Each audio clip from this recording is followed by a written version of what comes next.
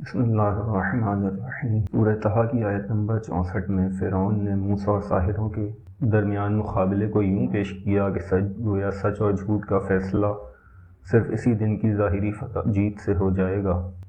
اس کے نزدیک کامیابی کا مفہوم یہی تھا کہ میدان میں کون غالب آتا ہے، جس طرف طاقت کا پلڑا جھک جائے حق بھی اسی طرف مان لیا جائے۔ بس یہی سوچ مادہ پرستی کی بنیاد ہے۔ ایک مادہ پرست حقیقت کو صرف اسی حد تک مانتا ہے جہاں تک آنکھ دیکھ سکے اور عقل پہنچ سکے۔ اس کے نزدیک کائنات ایک خودکار نظام ہے، قوانین کی ایسی زنجیر جو نہ کسی ارادے کی محتاج ہے اور نہ کسی مقصد کی۔ اسی لیے وہ خدا پر ایمان نہیں لاتا، کیونکہ خدا دکھائی نہیں دیتا۔ بالکل یہی سوال موسیٰ سے بھی کیا گیا تھا کہ ہم خدا پر اس وقت تک آپ کے ایمان نہ لائیں گے جب تک علانیہ اس کو نہ دیکھ لیں۔ اس کے مقابلے میں مومن غیب پر ایمان رکھتا ہے۔ خدا نظر تو نہیں آتا مگر دل اس کی گواہی دیتا ہے۔ وہی ہر سبب کے پیچھے اصل مسبب ہے اور اشیاء میں اثر جو ہے بخشنے والا ہے۔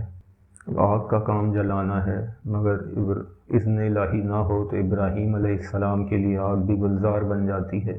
مچھلی نگل لے کسی کو تو وہ اس کا نوالا بن جاتا ہے، لیکن اذن پروردگار سے یونس علیہ السلام مچھلی کے پیٹ میں 40 روز تک زندہ رہے، اور باہر بھی مچھلی نے آپ کے پروردگار کے حکم سے انہیں باہر زندہ سلامت باہر ساحل پہ لا کے پہنچا دیا۔ اسی طرح بہت تیز ہوائیں آندھیاں جو ہیں وہ تباہی مچاتی ہیں، لیکن حکم پروردگار سے سلیمان علیہ السلام کے لیے ہوا مسخر تھی، بڑی نرمی سے انہیں ایک جگہ سے دوسری جگہ لے جایا کرتی تھی۔ بس عزیزوں، تاریخ میں حق اور باطل کے سب سے واضح مثال امام حسین علیہ السلام کا باطل کے مقابل کھڑا ہونا ہے۔ کربلا میں طاقت، لشکر اور ظاہری فتح سب یزید کے ساتھ تھے، مگر حق امام کے ساتھ۔ مادہ پرست نگاہ میں وہ ایک شکست تھی، لیکن ایمانی آنکھ سے وہ ایسی فتح تھی جو صدیوں سے دلوں کو بیدار کر رہی ہے۔